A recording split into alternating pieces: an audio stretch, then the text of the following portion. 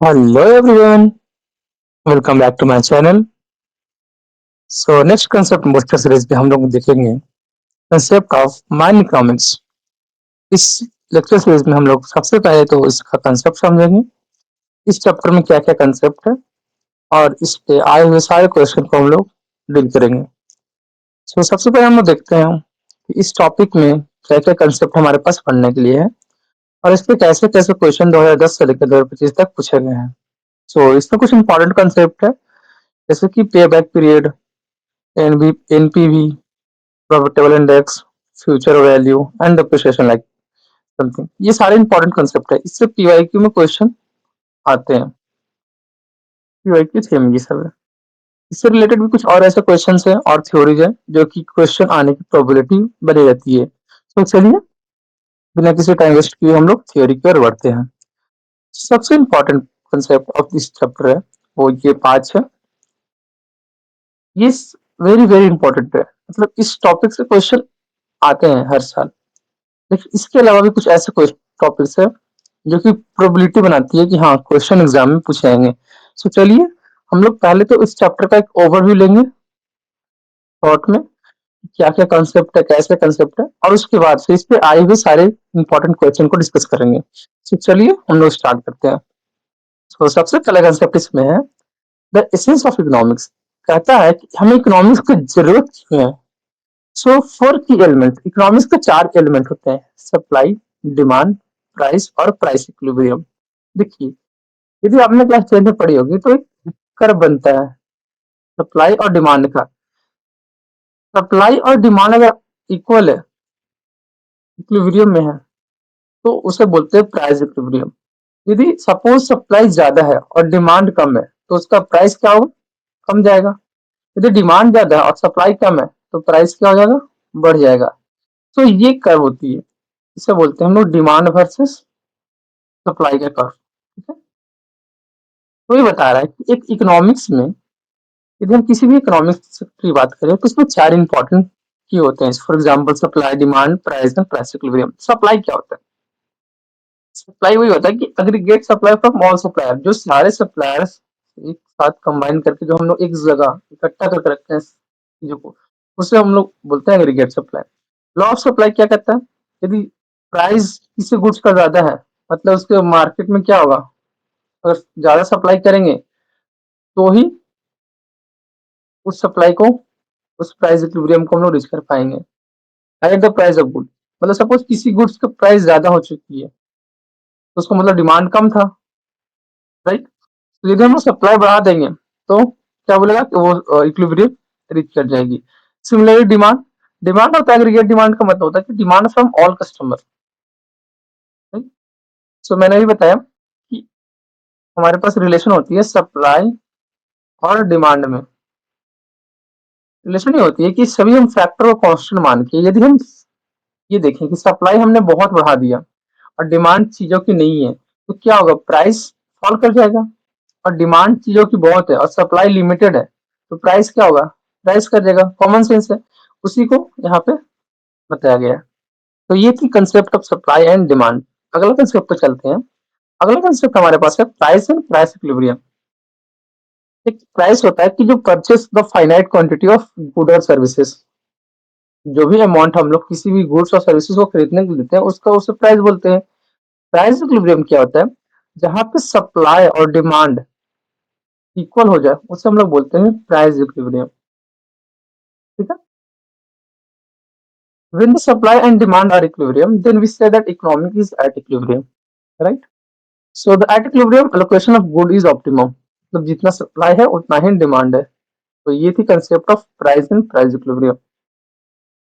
Next, several technique for judging profitable for new investment in asset. कहता है कि बहुत से ऐसे टेक्निक्स है जिससे हम लोग ये पता कर सकते हैं कि कोई भी हम लोग एसेट लगाए हैं इसमें प्रॉफिट होगा या नहीं होगा। तो टू टाइप्स जनरली हमारे पास है। पहला है नॉन डिस्काउंटिंग टेक्निक, जिसमें कि हम लोग वैल्यू ऑफ मनी को कंसीडर नहीं करते, इंपॉर्टेंट टाइम को करते हैं। दूसरा है डिस्काउंटिंग टेक्निक, जिसमें कि consider time value of money, right. तो ये दो टेक्निक्स है। नॉन डिस्काउंटिंग टेक्निक्स में do not consider time value of money and discounting में consider time value of money. तो चलिए हम लोग आगे देखते हैं। नॉन डिस्काउंटिंग टेक्निक्स में एक टर्म आता है पे बैक पीरियड।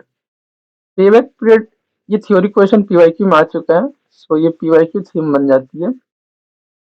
तो पे बैक पीरियड का डिफिनेशन पूछा गया था एक्चुअली एग्जाम में। सो पे बैक पीरियड होता है कि कितने साल हमें लग गए, the number year required to recover the money invested in project. Mean suppose हमने यहाँ फैक्ट्री स्टैब्लिश की, तो वहां पे उसमें जितने पैसे लगे हैं उसे पूरा प्रॉफिट के साथ जितना भी इन्वेस्टमेंट किया है वो सारे इन्वेस्टमेंट रिटर्न होने में कितना टाइम लग गया, उससे बोलते हैं पे बैक पीरियड। पे बैक पीरियड का फॉर्मूला होता है initial investment divide by constant annual flow in project. Means suppose हमारे पास पे बैक पीरियड हम डिटरमाइन करना है, तो हम लोग देखेंगे कि हमने इनिशियल कितना लगाया। सपोज 5 करोड़ हमने लगाया है, और कांस्टेंट एनुअल फ्लो मतलब कि हर साल 5 लाख आ रही है, मतलब 5 लाख आ रही है या 50 लाख आ रही है। तो कितना पे बैक पीरियड होगा, तो 5 करोड़ में डिवाइड कर देंगे 50 लाख, तो हमारे पास जो भी यहाँ पे एक्स की वैल्यू आएगी वो हो जाएगा कि हाँ इतने टाइम के बाद हमारे पास जो भी इन्वेस्टमेंट थी प्रोजेक्ट में उसकी वैल्यू हमारे पास डिटरमाइन हो जाएगी। तो ये होती है पे बैक पीरियड का कंसेप्ट कि जो हमने इन्वेस्टमेंट किया है और जो हर साल हमारे पास अमाउंट आ रहा है उसके अकॉर्डिंग कितना टाइम लगेगा, सो दैट कि हमने जितना इन्वेस्टमेंट किया है वो इन्वेस्टमेंट हमारे पास वापस आ जाए। For example, a company investment 4 lakh, right? Every year, uh, 1 lakh, 1 lakh he received, and he received for 10 year। तो पे बैक पीरियड किसका क्या हो जाएगा, बोल रहा है इस कंपनी ने 4 लाख इन्वेस्टमेंट किया इक्विपमेंट पे, और इसका cash saving 1 lakh per year था फिर 10 साल के लिए। तो इसका पे बैक पीरियड क्या होगा, ये 10 साल तक इसका चल रहा है, बट इसका पे बैक पीरियड क्या है, मतलब कितने सालों में इसने अपना इन्वेस्टमेंट का पैसा रिटर्न कर लिया। तो इसका जो इन्वेस्टमेंट था वो 4 लाख का था, और इसका हर साल 1 लाख सेविंग हो जा रही थी। तो इसकी पे बैक पीरियड क्या हो गई, 4 साल, और बाकी जो 6 साल एक्स्ट्रा बचा वो उसका प्रॉफिट सेक्टर में गया, राइट। इसका ड्रॉबैक ये है कि does not consider time value of money. मतलब इसमें वैल्यू ऑफ मनी को कंसिडर नहीं किया था कि वैल्यू डिप्रिसिएशन हुआ है या फिर अप्रिसिएशन हुआ, मतलब वैल्यू की जो अमाउंट, जो रुपीज का जो मार्केट में उसकी जो वैल्यू है वो इंक्रीज हुआ या फिर डिक्रीज हुआ है, इसको कंसिडर नहीं करता। ये बस फिगर को कंसिडर करता है कि हाँ इतना है, 4 लाख थी तो 4 लाख है। तो एक्चुअल वैल्यू क्या है, फॉर एग्जाम्पल जैसे कि अगर हम करंट सिचुएशन में बात करें तो इंडियन रुपीज की जो वैल्यू वो 92 है, बट आज से 10 साल पहले या 20 साल पहले बात करें तो 88 थी। तो ये उसकी वैल्यू को नहीं करता कि मार्केट में इसकी डॉलर कंपेरिजन में क्या चल रही है, उसको कंसिडर नहीं करती। ये सिर्फ फिगर को देखती है कि आप 4 लाख है तो बस 4 लाख है, इस तरह से, ठीक है। तो नेक्स्ट कंसेप्ट हमारे पास है डिस्काउंटिंग टेक्निक्स। इसमें क्या होता है, this techniques consider the rate of interest और मनी डिवोल्यूशन विद टाइम। इसमें ये सब कुछ कंसीडर करता है, ये रेट ऑफ इंटरेस्ट को कंसीडर करता है और मन टाइम के साथ साथ उसमें क्या चेंजेस आ रहे हैं। For example dollar is equal 92 rupees है, और अगर ये चेंजेस होते हैं तो इसको भी वो कंसीडर करता है। तो एक कंसेप्ट आता है नेट प्रेजेंट वैल्यू, काफी इंपॉर्टेंट कंसेप्ट है, पीवाईक्यू से बहुत इंपॉर्टेंट है। नेट प्रेजेंट का वैल्यू मतलब होता है क्या अभी प्रेजेंट में क्या वैल्यू है। सो इसका फॉर्मूला होता है future value divided by 1 plus rate of interest की पावर एन, राइट। तो यदि किसी बच्चे ने क्लास 10th में अगर कंपाउंड इंटरेस्ट पढ़ा है तो उससे समझ में आ जाएगा। फॉर एग्जांपल हम लोग कंपाउंड इंटरेस्ट में पढ़ते हैं amount is equal to principal 1 plus are की पावर एन। इसी को देखिए सिंप्लीफाई किया गया है। एनपी भी हमारा होता है प्रेजेंट वैल्यू, और एफ भी होता है हमारा फ्यूचर वैल्यू, जो कि अमाउंट के बराबर होता है। अब आई तुम्हारा रेट ऑफ इंटरेस्ट हो गया। तो ये दोनों आपस में सिमिलर है, यदि आपको कंपाउंड इंटरेस्ट आती है तो ये चैप्टर आपके लिए बहुत ही ईजी हो जाएगी, राइट। तो एक और जनरल फॉर्मूला दिया गया है एनपीवी का। तो जनरल फॉर्मूला ये है NPV is equal to minus X. यदि आपने कोई इन्वेस्टमेंट करी कंपनी में तो उसको सब्ट्रैक्ट कर दीजिए प्लस कि बस जो भी अमाउंट आ रही है, सपोज हर साल मतलब फर्स्ट ईयर में x1 अमाउंट आई है तो 1 प्लस रेट पावर 1। फिर x2 अमाउंट आई है तो 1 प्लस x2 की power r plus. Similarly x3 value आई है तो 1 प्लस r की पावर 3 एस वन। लास्ट में आपके पास एक्सन अमाउंट आई है तो 1 प्लस r की पावर n। तो आपने कोई कंपनी लगाई तो सबसे पहले आपने 5 करोड़ आपने इन्वेस्ट किया, और हर साल आपके पास वैल्यू आ रही है कि हाँ इतना इतना अमाउंट आ रहा है। तो सपोज 200 लाख आ रही है, फिर 300 लाख आई है, 400 लाख आई है, फिर 500 लाख रुपीज आपके पास आई। फर्स्ट ईयर, ये थर्ड ईयर, फोर्थ ईयर, ऐसा। तो यहाँ से आप फॉर्मूला लगाएंगे एनपीवी इज इक्वल टू, आपने इन्वेस्टमेंट किया 5 करोड़, तो यहाँ लिखेंगे -5 करोड़ प्लस एक्स में आपके पास 200 लाख आई है, सो 200 lakh divide by 1 of, suppose rate of interest 10% दी थी तो 1 प्लस 0.1 की पावर फर्स्ट ईयर तो 1, उसी तरह से 300 1 प्लस 0.1 की पावर 2 एस 1। तो इस तरह से आप एनपीवी की वैल्यू निकाल सकते हैं कि नेट प्रेजेंट वैल्यू आपके पास क्या है, राइट। ये होती है concept of net present value, ठीक है। फिर आई discount rate and next one next is cash flow कि आपके पास कितना इनपुट आई है। अब यहाँ से एक क्वेश्चन बनता है, थ्योरेटिकल क्वेश्चन, कि हम कोई भी प्रोजेक्ट को कब बोलेंगे कि हाँ ये एक्सेप्टेबल है या फिर नहीं है। यदि एनपीवी की वैल्यू ग्रेटर देन 0 है, मतलब हमारा जो प्रेजेंट वैल्यू है वो प्रॉफिट में चल रही है, तो उसे बोलेंगे कि यस ये प्रोजेक्ट एक्सेप्टेबल है। अगर निगेटिव है तो रिजेक्ट कर देंगे, और 0 है तो हम उसको डिफरेंशिएट नहीं कर सकते, वो डिपेंड करता है कि हम उसे रखना भी चाहेंगे या फिर नहीं। अगला कंसेप्ट हमारे पास है प्रॉफिट टेबल इंडेक्स। काफी इंपॉर्टेंट कंसेप्ट है कि हमें ये बताता है कि बेनिफिट कॉस्ट रेशियो, इसका फॉर्मूला होता है, इसका डिफिनेशन कहता है ratio of present value of future net cash flow to the initial outlet project. Means समझिएगा, इसका डिफिनेशन बता रहा है कि जो आपकी वैल्यू है, प्रेजेंट वैल्यू है, N PV divide by initial investment. NPV का फॉर्मूला आपने अभी आपको बताया, future value divide by 1 plus are की power N divide by I naught. यहाँ से आपके पास बन गई प्रॉफिट टेबल इंडेक्स की formula, present value divide by initial investment. तो यहाँ से एक थियोरेटिकल कंसेप्ट क्वेश्चन बनती है डिसीजन क्राइटेरिया में, यदि कोई प्रोजेक्ट को हम एक्सेप्ट करेंगे जब उसकी प्रॉफिटेबल इंडेक्स 1 हो, मतलब कि जो इनिशियल इन्वेस्टमेंट की कंपैरिजन में उसका जो प्रेजेंट वैल्यू हो उसकी ज्यादा आ रही हो, तभी हम बोलेंगे कि यस वो प्रोजेक्ट हमारे लिए फिजिबल होगा, अदरवाइज उस प्रोजेक्ट को हम लोग रिजेक्ट कर देंगे। तो ये थी प्रॉफिटेबल इंडेक्स की कहानी। चलिए हम लोग अगला कंसेप्ट देखते हैं। नेक्स्ट कंसेप्ट हमारे पास है इंटरनल रेट ऑफ रिटर्न। काफी इंपॉर्टेंट कंसेप्ट है और इससे क्वेश्चन आते ही आते हैं, तो समझिएगा इंटरनल रेट ऑफ रिटर्न क्या होता है। Interest rate I which makes future worth equal. इसके दो केसेस है। पहला क्या केसेस है, X investment for N number of years, annual profit after tax of rupees Y generated through initial investment of rupees 6। And third condition combine equation. देखिए मैं आपको simple language में बताता हूँ इंटरनल रेट ऑफ रिटर्न क्या होती है। Internal rate of return का मतलब होता है net present value at the end of project is zero is called internal rate of return. कहता है discounted cash flow rate of return और internal rate of return. Internal rate of return तभी कहेंगे जब नेट प्रेजेंट वैल्यू किसी भी project का zero हो जाए। तो कुछ नहीं करना होता, एनपीवी का जो फॉर्मूला है future value divide by 1 plus are की पावर एन, यदि इसकी वैल्यू जीरो हो जाएगी तो उसे हम लोग बोलेंगे इंटरनल रेट ऑफ रिटर्न। उस रेट उस रेट ऑफ रिटर्न को बोलेंगे internal rate of return, right. तो ये कंसेप्ट है इंटरनल रेट ऑफ रिटर्न की। मैंने अभी बताया पेबैक पीरियड क्या होता है, कि कितना टाइम चाहिए हमें किसी भी लोन को रिपे करने के लिए, ठीक। तो सिंपल वही फॉर्मूला है, एनपीवी इज इक्वल टू आपने इन्वेस्टमेंट किया था, फिर आपके पास एक्स वन अमाउंट हर साल आ रही है, फिर दूसरे साल नेक्स्ट अमाउंट आई थी, एंड लास्ट में इस तरह से। तो इस फॉर्मूला से हम लोग देखेंगे कि कितना टाइम में हमारे पास टोटल अमाउंट जो भी हमने इन्वेस्टमेंट किया था वो उसके बराबर आ रही है कि नहीं, राइट। नेक्स्ट कंसेप्ट हमारे पास है फ्यूचर वैल्यू को डिटरमाइन करने का दूसरा दो टेक्निक्स है, एक नॉन डिस्काउंटिंग फैक्टर और दूसरा डिस्काउंटिंग फैक्टर। मतलब एक हम लोग डिस्काउंट दे रहे हैं, दूसरा डिस्काउंट नहीं दे रहे हैं। तो सिंपल है, मैंने ये बताया था कि अपने कंपाउंड इंटरेस्ट पढ़ी हो तो आपको पता होगा amount is equal to principal value 1 plus rate of interest की पावर एन, वही लिखा हुआ है। फ्यूचर वैल्यू जो कि अमाउंट तुम्हारा हो गया पी, मतलब प्रेजेंट वैल्यू 1 प्लस की पावर एन, वही होता है A is equal to P 1 plus are की पावर एन। Same formula. यदि आपने कंपाउंड इंटरेस्ट पढ़ी हो तो ये चैप्टर आपके लिए पीस ऑफ केक हो जाएगा। बस यही कंसेप्ट समझना है आपको कि future value is equal to present value 1। तो जिस बच्चे ने अगर कंपाउंड इंटरेस्ट पढ़ा है उसके लिए काफी इजी हो जाएगा, future value is equal to present value 1 plus are की power N. Future value after nth year, I rate of interest compounded annually and any the number of year.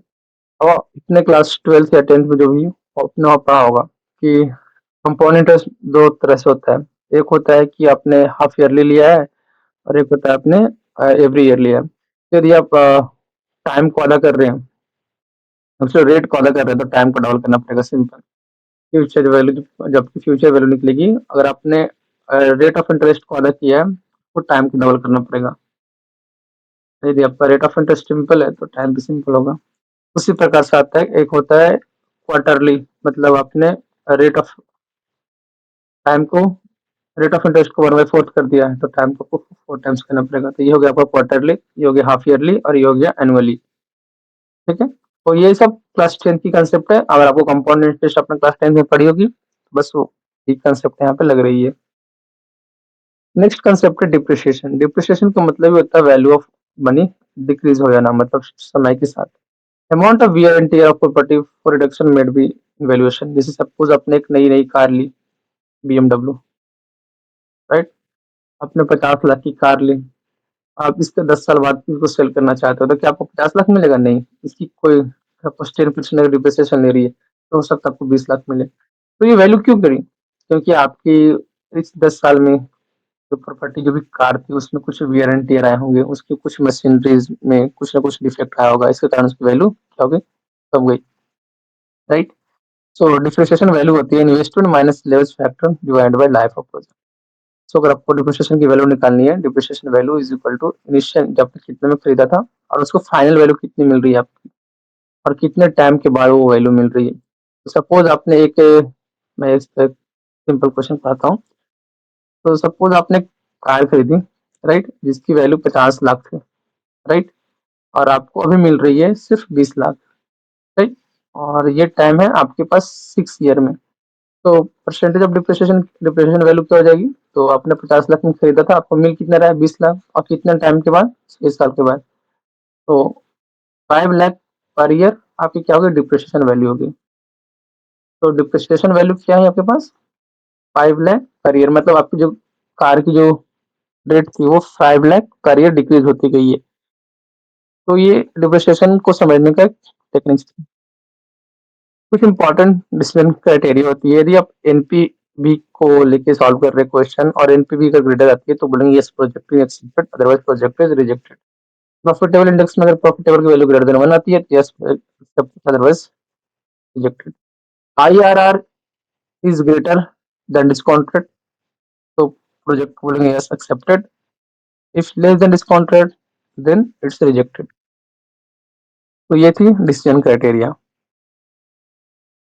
अब आते हैं हम लोग इस चैप्टर में जो एक दो थ्योरी क्वेश्चन थी उसको हम लोग समझ लेते हैं। थ्योरी क्वेश्चन क्या कहता है? Payback period is time required, 2010 में आया था कि पेबैक पीरियड क्या होता है, क्या टाइम है। तो ऑप्शन पढ़ते हैं। For the cash income from project to guess initial investment from start of the project, time to recover investment from start of project production. तो the correct answer for this question is B. Payback period होता है कि जब से हमने project start किया है उससे लेके उस टाइम तक, जब तक हमारा टोटल इन्वेस्टमेंट रिकवर हो जाए, उस टाइम को बोलते हैं pay back period. The correct answer for this question is B, Bombay. Next question हमारे पास है। क्वेश्चन कहता है what will be effective rate of interest for nominal rate of interest in percent when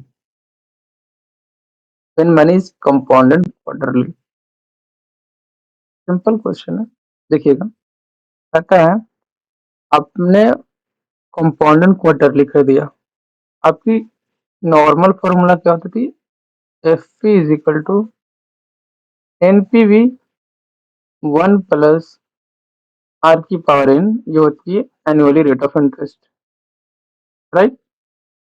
यदि हम क्वार्टरली की बात करते हैं तो हमारे पास वैल्यू फॉर्मूला क्या आती है? क्योंकि आपने टाइम को 4 टाइम्स कर दिया तो रेट 1/4 हो जाएगा, ये आपकी क्वार्टरली हो गई, राइट। सिंपल वही करना है कि आपकी जो नॉमिनल रेट ऑफ इंटरेस्ट थी उसको 10% थी, अब उसने कंपोनेंट क्वार्टरली करके अपने मनी को यूज किया। तो बताइए इसकी क्या रेट ऑफ इंटरेस्ट निकलेगी? तो चलिए हम इसको सॉल्व करते हैं। सो इफेक्टिव निकालने के लिए हमारे पास जो रिलेशन बन जाएगा, इफेक्टिव रेट क्या हो जाएगा? तो पी 1 प्लस आर बाई 4 की पावर 4n माइनस पी। तो सपोज हमने पी की वैल्यू मान लेते हैं 1 है, 1 प्लस रेट ऑफ इंटरेस्ट 0.1 है, 0.1 बाई 4 की पावर 4 इंटू 1 माइनस 1। तो इसको सॉल्व कीजिए तो हमारे पास वैल्यू क्या आ रही है। After simplifying this equation, we get 0.1038. So in percentage, the effective rate of effective rate of interest is 10.38%. And the correct answer for this question is A option, right? So चलिए हम लोग अगला question करते हैं। Next question हमारे पास given है, कहता है the cash flow of project is given. 2002 का क्वेश्चन है गेट का। आपके पास कुछ कैश फ्लो गिवन है, इंटरनल रेट ऑफ रिटर्न निकालना है। तो मैंने आपको बताया था कि IRR का मतलब होता है जब एनपीवी की वैल्यू 0 हो जाए। सो हमने फॉर्मूला पढ़ा था, NPV is equal to future value 1 plus rate of interest की पावर n। सिंपल ये फॉर्मूला लगा दीजिए। तो future value divide by 1 plus are की पावर n को 0 कर दीजिए। तो चलिए हम लोग करते हैं। तो इनिशियली तो 500 नेगेटिव में जाएगा, प्लस 1500 वैल्यू आ रही है, 15,000 1 प्लस रेट ऑफ इंटरेस्ट हमें निकालनी है first year. Similarly, 15,000 divided by 1 plus rate of interest power 2 plus 20,000, 1 plus rate of interest power 3 plus 22,500, 1 plus r की power 4 is equal to 0, क्योंकि हमें इंटरनल रेट ऑफ रिटर्न निकालनी है और internal rate of return कब होता है जब एनपीवी की वैल्यू 0 हो जाए। सिंपल, आपके पास एक इक्वेशन गिवन है, यहाँ से आपको कैलकुलेटर की हेल्प नहीं पड़ेगी क्योंकि काफी डिफिकल्ट इक्वेशन बन रही है, मतलब लेंदी टाइप बन रही है। तो आप इसको सिंप्लीफाई कीजिए तो हमारे पास वैल्यू आएगी। आफ्टर सिंप्लीफाइंग वी गेट, जब हम इस इक्वेशन में अगर हम r की वैल्यू 15 वैल्यू पुट करते हैं तो हमारे पास पॉजिटिव वैल्यू आ रही है, और r की वैल्यू अगर हम 16 पुट कर रहे हैं तो हमारे पास नेगेटिव वैल्यू आ रही है ओवरऑल। सो एनपीवी की वैल्यू यदि हम लोग रेट 15 से 16 के बीच में अगर हम रखेंगे तो ये कंडीशन सेटिस्फाई करेगी, राइट। तो हमें प्रोजेक्ट को फिजिबल चाहिए। तो the correct answer for this question is internal rate of return lie between 15 and 16। Hence A is a correct answer for this question। आपको सिर्फ एक ही कंसेप्ट इसमें लगानी है कि net internal rate of return determine करने के लिए हमें एनपीवी की वैल्यू 0 करनी पड़ेगी। बस सिंपल है, आपने ये फॉर्मूला लगाया, इसकी वैल्यू 0 कर दी, यहाँ से अपने आर की वैल्यू इक्वेट कर ली। तो 15 में पॉजिटिव आ रही थी और 16 पे नेगेटिव आ रही थी, मतलब इस तरह से कर्व बन रहा है। तो इन बिटवीन 15 एंड 16 के बीच में कहीं 0 आएगी। The correct answer for this question is A option. अगला क्वेश्चन हमारे पास है, a mining company is consider the following project, cash flow given है, हमें एनपीवी निकालनी है। सिंपल, रेट ऑफ इंटरेस्ट 10 दिया हुआ, एनपीवी निकालना है तो निकाल लीजिए। इनिशियल इन्वेस्टमेंट 5,000 है, 50,000 actually, plus 11,000, 1 plus rate of interest 10% है, फर्स्ट 12,769 डिवाइडेड बाय 1 प्लस 0.1 की power 2 as so on, 18,421, 1 plus 0.1 की पावर 5। तो आफ्टर सिंप्लीफाइंग इसको कैलकुलेटर में वैल्यू पुट कीजिए और इसको सिंप्लीफाई कीजिए, हमारे पास क्या आती है। So after simplifying this value we get 4,238.81 rupees। So net present value for this question is 4,238.81। Sorry for that, यदि आप चाहते हैं कि मैं हर एक फ्रैक्शन को सॉल्व करूं तो ये उम्मीद मत रखिएगा, क्योंकि आप 12th पास है तो आप इतना तो कैलकुलेशन कर सकते हैं कि इसकी वैल्यू क्या आएगी फ्रैक्शन की।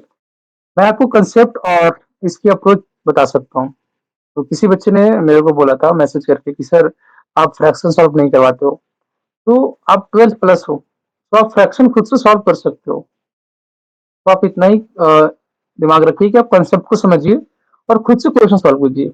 मैं यहाँ पे आपको सिर्फ कंसेप्ट और अप्रोच सिखा सकता हूँ, ना कि फ्रैक्शन को सॉल्व करवाना। तो ये बेसिक फ्रैक्शन को सॉल्व करने के आप कैलकुलेटर को यूज कीजिए और आप सॉल्व कीजिए। तो आपके पास इस क्वेश्चन का वैल्यू आएगी 4,238.81 रुपीज। तो चलिए अब हम लोग माइनिंग गेट का PYQ जो आ चुका है फ्रॉम 2010 से लेकर 2025 तक, उससे हम लोग डिस्कस करते हैं। तो चलिए लेट्स स्टार्ट। सो हमारे पास क्वेश्चन है, क्वेश्चन 2025 का आया था, 2025 का क्वेश्चन है। क्वेश्चन करता है the information of mining project of life of 3 year is given. Initial investment उसका 300 करोड़ का है। रेवेन्यू फर्स्ट ईयर में 200 crore, 300 crore, 400 crore. Operating cost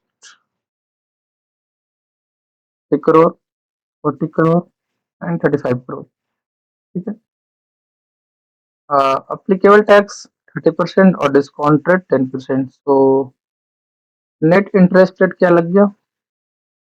net interest rate 30% tax लग रही थी, बट 10% का डिस्काउंट मिल गया, मतलब 20% उसकी आई की वैल्यू क्या हो गई? 0.2, राइट। एक straight line depreciation with zero salvage, मतलब कोई भी डिप्रिसिएशन नहीं हो रही उस वैल्यू में, तो एनपीवी क्या होगी? सिंपल है, समझिएगा क्या बोल रहा है। बोल रहा है कि 300 इसने इन्वेस्टमेंट करी थी, राइट। सर कैश फ्लो कितना कितना हुआ? 200 करोड़, 300 करोड़, 400 करोड़, राइट। उसमें से इसने कुछ अमाउंट ऑपरेटिंग कॉस्ट में इन्वेस्ट करा, 300 crore, 30 crore, 40 crore and 35 crore, right. So NPV is equal to -300, क्योंकि इसका इनिशियल इन्वेस्टमेंट था, प्लस, देखिए 200 करोड़ तो उसके पास आ रही थी, बट उसने 30 करोड़ इन्वेस्ट कर दिया, मतलब नेट उसके पास कितना है? सिर्फ 170 करोड़ बचा। 1 प्लस रेट ऑफ इंटरेस्ट कितना है? 20%। सिमिलरली दूसरा में चलेंगे, 300 करोड़ आ रही थी, बट 40 करोड़ उसने ऑपरेटिंग में इन्वेस्ट कर दी, सो 260, 1 प्लस 0.2 की पावर 2। नेक्स्ट में 35 करोड़ उसने इन्वेस्ट कर दी ऑपरेटिंग में, सो उसके पास कितना बचा? 365 करोड़, 1 प्लस 0.2 की पावर 3। आई होप आपको ये इक्वेशन समझ में आया होगा कि मैंने किस प्रकार से इक्वेशन बनाई है। ठीक है, तो उसको सिंप्लीफाई कीजिए।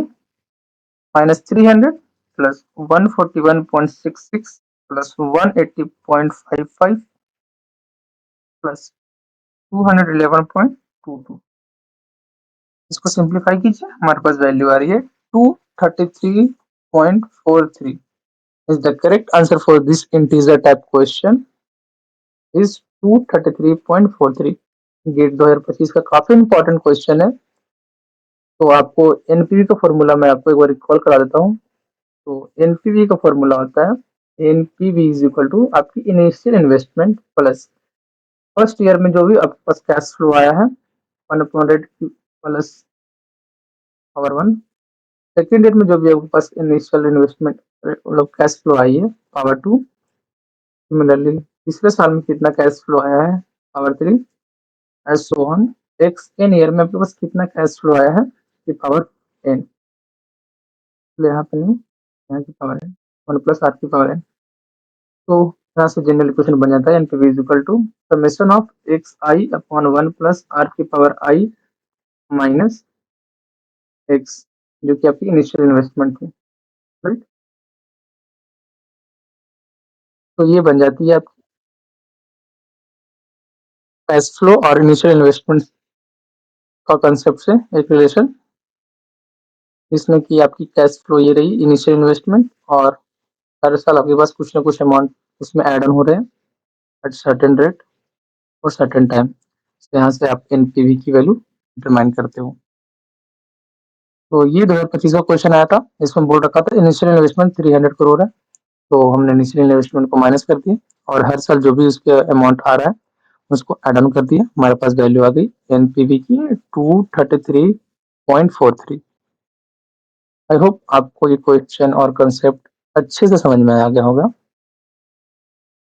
तो चलिए हम लोग अगला क्वेश्चन सॉल्व करते हैं। नेक्स्ट क्वेश्चन हमारे पास है गेट 2024 का। क्वेश्चन कहता है the real rate of return from mining project is 14%, the inflated rate at over entire life is 5.5%, then the nominal rate of return is what? So हम लोग जानते हैं rate of return is equal to 1 plus nominal rate divided by 1 plus inflated rate minus 1 को simplify कीजिए। तो nominal rate minus inflated rate divided by 1 plus inflated rate, तो ये बनती है हमारे पास रेट ऑफ रिटर्न का फॉर्मूला, राइट। क्वेश्चन क्या पूछ रहा है, हमें रियल रेट ऑफ रिटर्न दिया हुआ है, मतलब आर की वैल्यू दिया है 14%। ओके, नॉमिनल रेट हमें निकालना है। So nominal rate as it is inflated rate दे रखी है 5.5% और इन्फ्लेटेड 1, 5.5% को क्या लिखेंगे 1 प्लस 0.55, राइट। तो यहाँ से सिंप्लीफाई कीजिए। So nominal rate is equal to 14 into 1.055, 14 into 1.055 plus 5.5। तो यहाँ से नॉमिनल रेट की वैल्यू क्या आ रही है 14.77 प्लस 5.5। तो nominal rate for this question is 20.27%। तो इस क्वेश्चन का आंसर हो जाएगा 20.27%।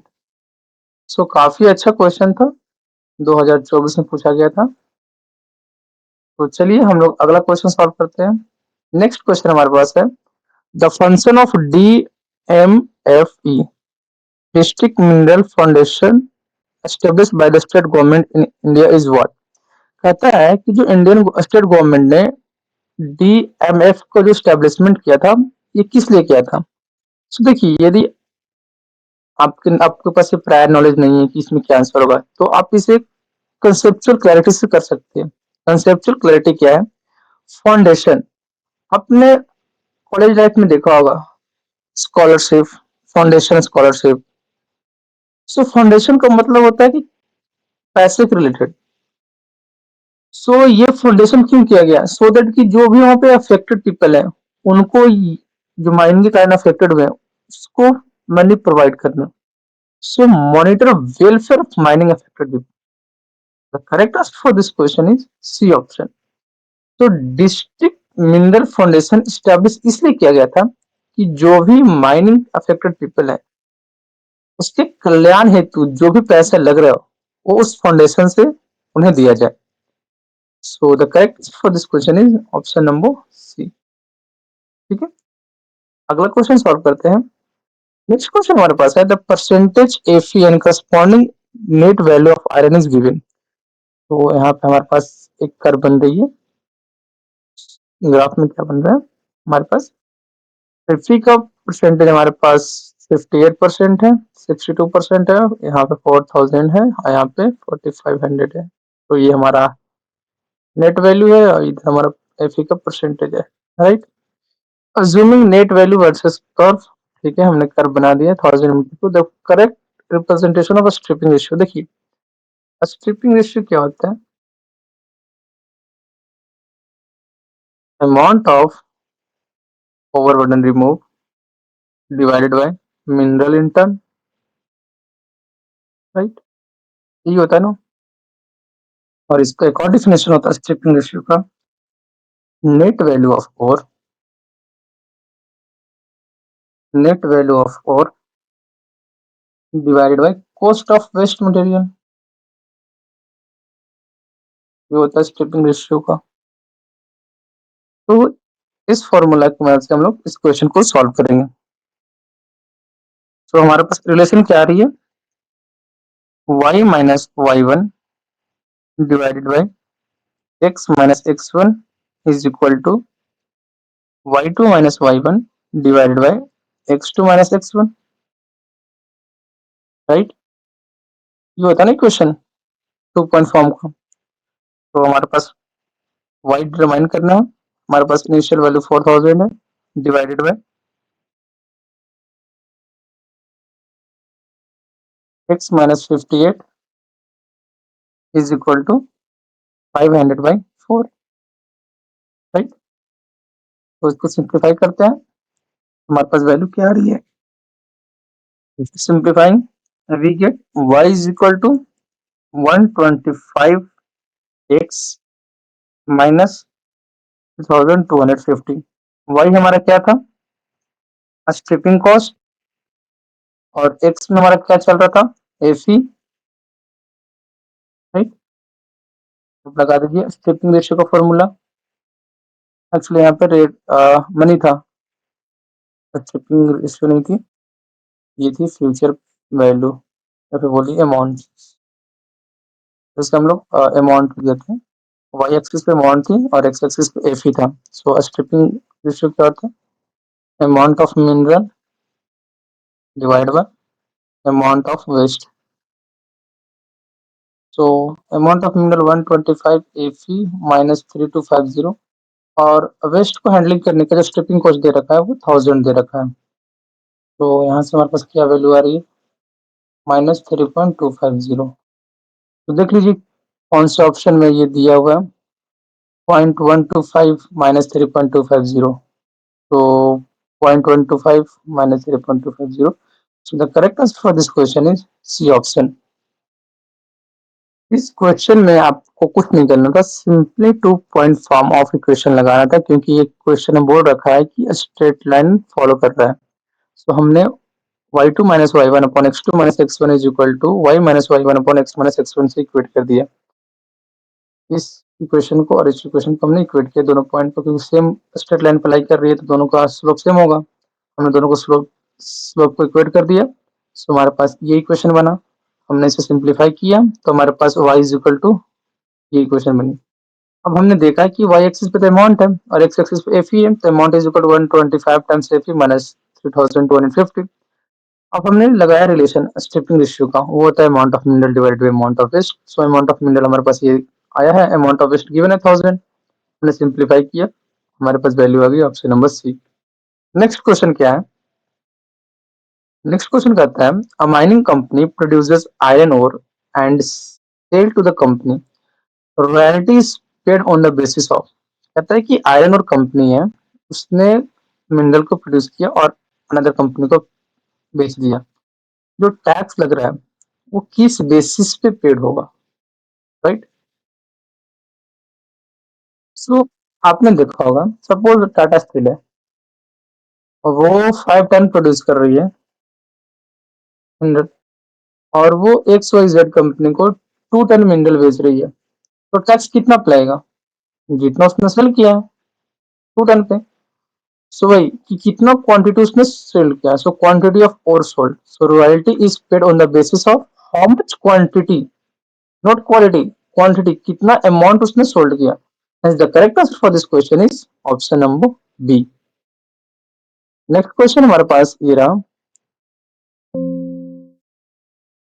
क्वेश्चन कहता है the net present value of two mining project are given where either is discounted the required rate of return in which for the both proposal have equal possibility। बोल रहे both proposal of equal possibility, इसका मतलब तभी हो सकता है जब equation 1 और इक्वेशन 2 आपस में बराबर हो, तभी हम बोलेंगे कि यस दोनों की प्रोबेबिलिटी सेम हो। यदि दोनों की वैल्यू सेम आएगी तभी तो बोलेंगे ना कि यस दोनों की प्रोबेबिलिटी सेम है। तो कुछ नहीं, दोनों को इक्वेशन को इक्वेट कर दीजिए।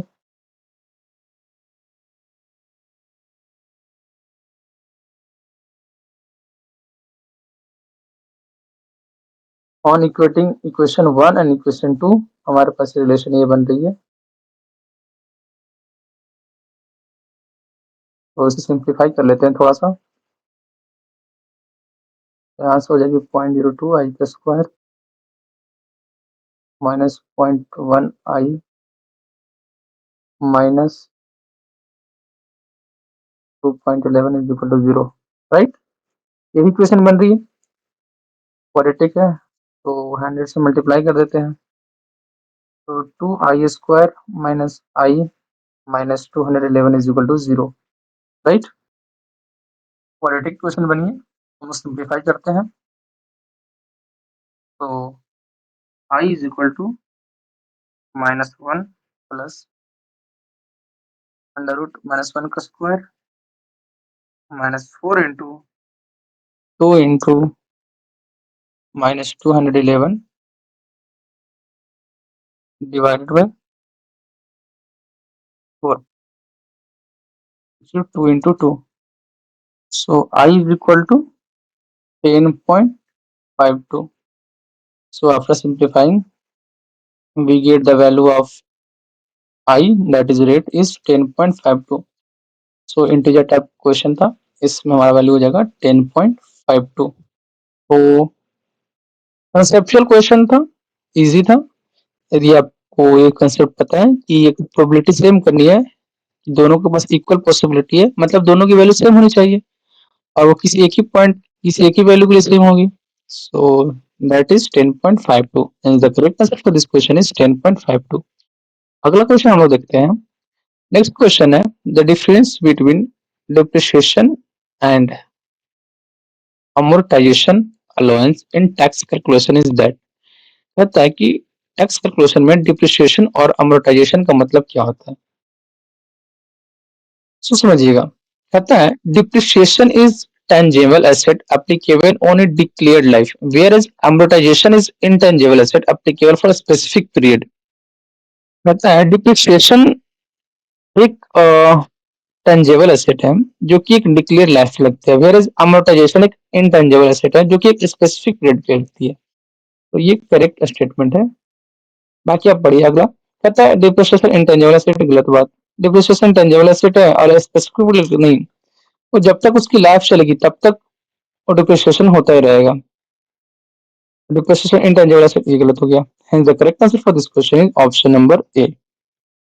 नेक्स्ट क्वेश्चन हमारे पास है. क्वेश्चन कहता है the selling price of rock is given where n the number of bolt produce, the manufacturing cost of rock bolt of fixed component is 15,000 and variable component is 100 per volt. So optimum number of volt is what? So देखिए, अगर आपको optimum number चाहिए मतलब next question हमारे पास है. Question कहता है the selling price of one bolt is given where n is the number of volt produced. The manufacturing cost of bolt is fixed per component 15,000 plus variable component 100 per volt. The optimum number. So देखिए for optimality selling price is equal to manufacturing price. So let n number of bolt is produced, right? So जब n number of bolt produce हो रही है तो उसकी cost price क्या बन जाएगी? Cost price n number of bolts का 15,000 plus 100n, right? और सेलिंग प्राइस क्या हो जाएगी? N number of bolt sell किया है तो एन इंटू एन की पावर माइनस 0.5, इसको मल्टीप्लाई कीजिए. 200 एन माइनस 10 की power 0.5. For optimality equation 1 is equal to equation 2. So दोनों को इक्वेट कर दीजिए. So 15,000 plus 100 n is equal to 200 n minus 10 की पावर 0.5. इसको सिंप्लीफाई कीजिए. 10 एन की power 0.5 minus 100 n plus 15,000 is equal to 0. अब एन को टी स्क्वायर पुट कर दीजिए. So minus 100 t square plus 10 t plus 15,000 is equal to 0. अब 10 से डिवाइड दे दीजिए. So 10 t square minus t minus 1500 is equal to 0, right. तो ये इक्वेशन बन गई हमारे पास. क्वाड्रेटिक इक्वेशन को सॉल्व कीजिए. तो हमारे पास इक्वेशन क्या है? 10 t square minus t minus 1500 is equal to 0. तो t is equal to 1 minus plus minus 4 AC divided by 2A. So after simplifying, we get T is equal to 12.3, right? Hence हमने T से put किया था n is equal to T square. तो n is equal to T square था. Hence n की value क्या आ गई? 12.3 का स्क्वायर. तो number of bolts we get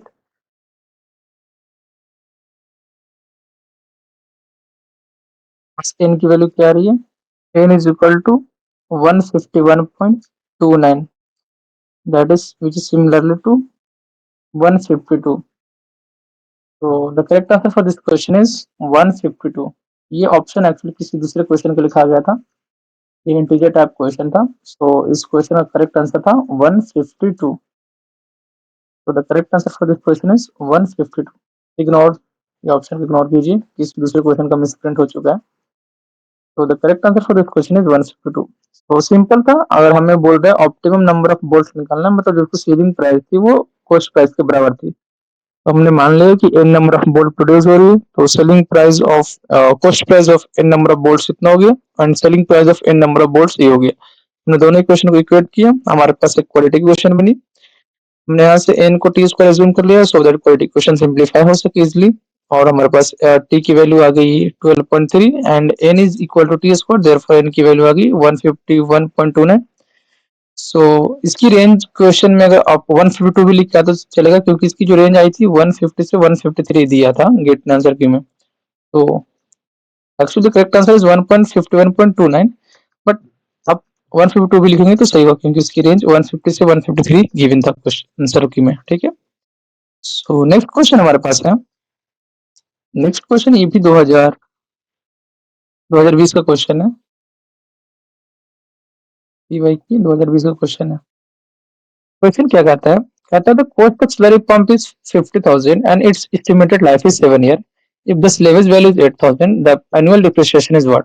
सो मैंने आपको बताया था डिप्रिसिएशन का जो फॉर्मूला होता है वो होता है कि आपके पास प्रेजेंट वैल्यू क्या थी, मतलब आपने इनिशियली कितना में परचेज किया था, राइट, और आपको फाइनली कितना मिल रहा है, राइट, उसके बीच में कितना टाइम पीरियड लगा है। तो सिंपल है, आपकी इनिशियली कॉस्ट थी 50,000 और अभी आपको मिल रही है सिर्फ 8,000। कितने सालों में? 7 ईयर में। तो 42,000 डिवाइड बाय 7 मीन्स आपकी डिप्रिसिएशन हुई है वो 6,000 पर ईयर हुई है। The correct answer for this question is 6,000, right. So simple question था, आपको बस इतना कंसेप्ट पता होना चाहिए कि डिप्रिसिएशन का मतलब क्या होता है, कि आपकी जो इनिशियल कॉस्ट थी और जो आपको फाइनल मिल रहा है उन दोनों का डिफरेंस और कितने सालों में वो डिफरेंस आया है, that is the rate of depreciation, right. So इस लेक्चर सीरीज में फिलहाल यहीं तक। हमारे पास 10 क्वेश्चन और हैं, उसको हम लोग पार्ट 2 में कवर करेंगे। सो बने रहिए, इसका अगला पार्ट कल या परसों में आपको अपलोड कर दूंगा। यदि आपको ये लेक्चर पसंद आया हो तो वीडियो को लाइक कीजिए, चैनल को सब्सक्राइब कीजिए, दोस्तों के साथ शेयर कीजिए, प्रैक्टिस करते रहिए। हम लोग इसका पार्ट 2 जल्दी ही लाएंगे। तब तक के लिए keep practicing, have a good day.